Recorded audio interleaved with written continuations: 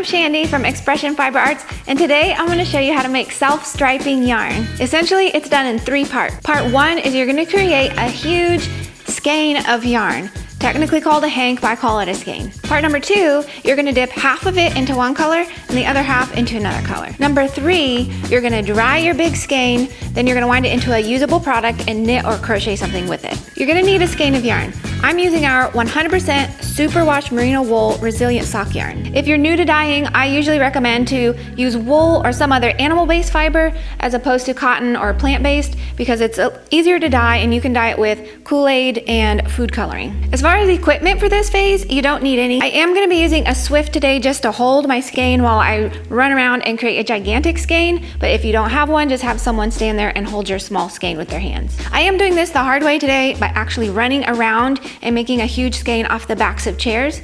If you get into this or you want to just simplify the process, you can use a warping mill or a warping board. You can buy one or make them. Now we're going to set everything up. I've got a table set up in the middle of the room that will hold my yarn Swift and my small skein of yarn, and then 4 chairs placed around the room that I'm going to wind the gigantic skein around.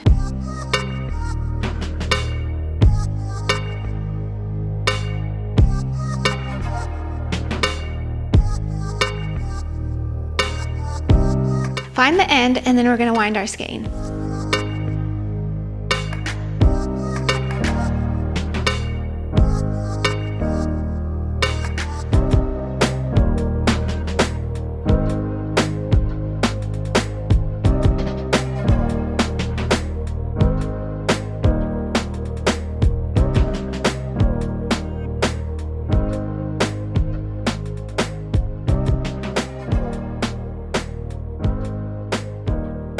Make sure you tie your ends, and then we're gonna put figure 8 ties in some scrap yarn every few feet so that our huge skein doesn't turn into a gigantic mess. I'm just gonna use some scrap yarn today. Take your scrap length of yarn and split your skein in half.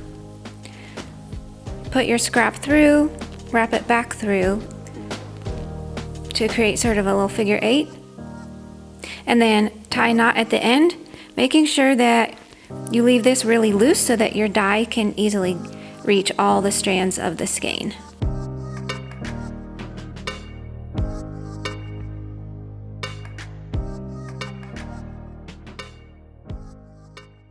Once you have your figure 8 ties in place, you can remove your skein from the chairs, and then we're going to get started on step number 2, which is actually dyeing the skein. I've now folded my skein in half, and I'm going to use a different color tie to mark the center. We're going to pre-soak our yarn in some lukewarm water for about 20 minutes.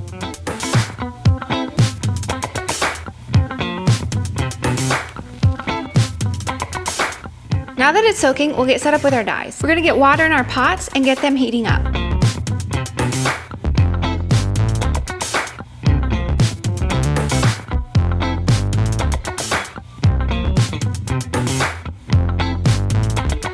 Now we're gonna mix our dyes. We need dyes and we need acid. I'm gonna use professional wool dyes because that's what we have here, along with citric acid. But if you don't have those, just use Kool-Aid or food coloring and white vinegar. Heat up some water. Then add your dyes and your citric acid or your white vinegar.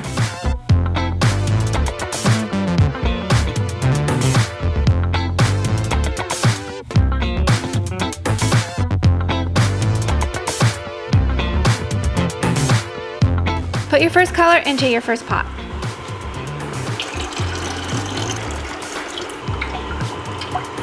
Now I'm going to do the exact same thing to prep my second color and put it in my second pot.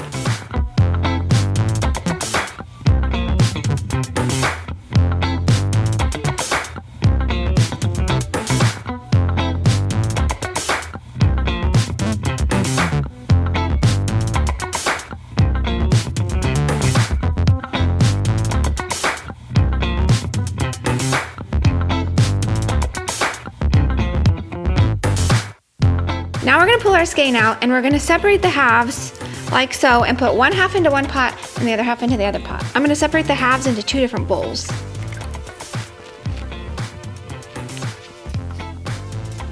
Half of the skein goes into pot number 1.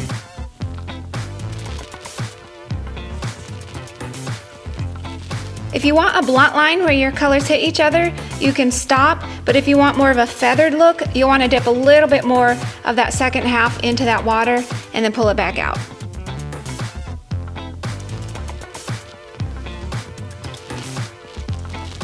Then the second half goes into pot number 2.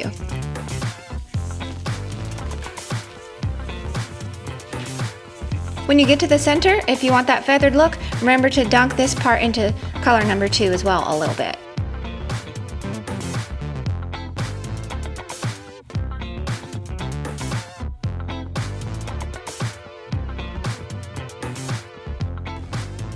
Then you're going to get your water heating up and let that dye fully soak into the skeins. Once that's done, turn them off and let them just cool off naturally.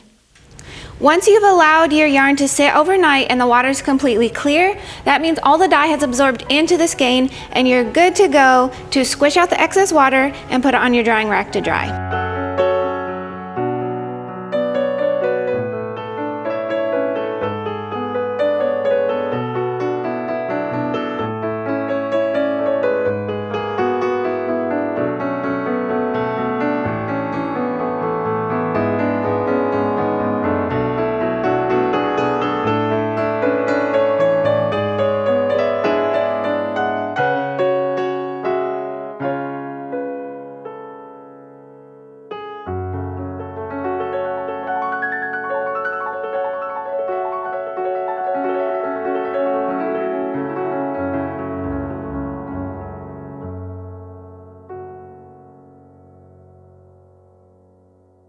Once your skein is dry, you're going to put it back onto your chair so you don't end up with a big giant tangle mess, and you're going to wind it either into a smaller skein to save for later or directly into a ball, which is what I'm going to do.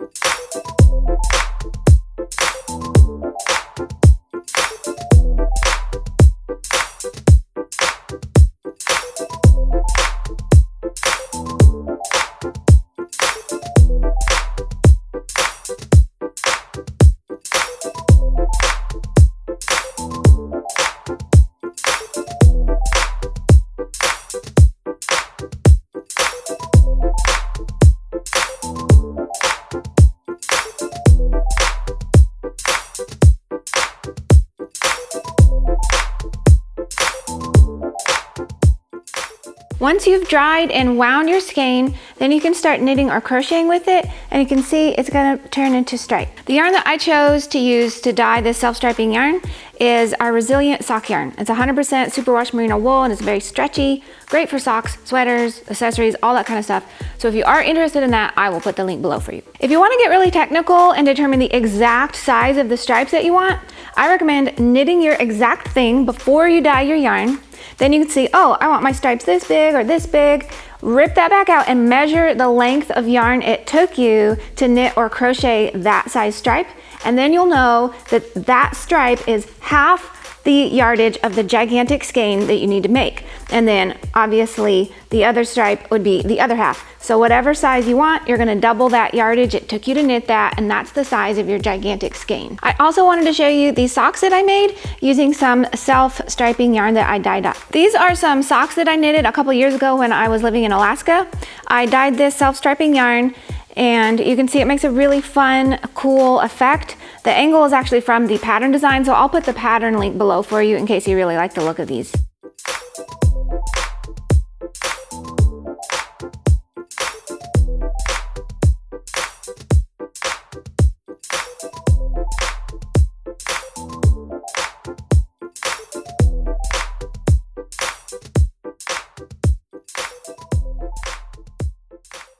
Thank you so much for watching. I hope you enjoyed this tutorial on how to dye your own self-striping yarn.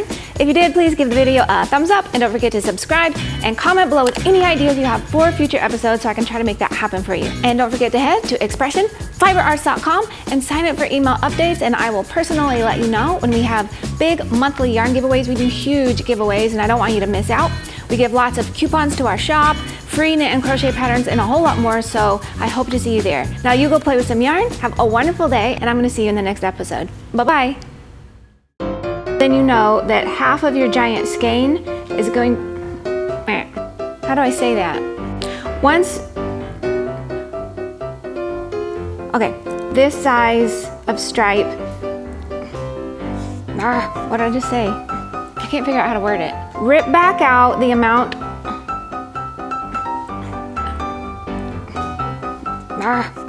What am I saying?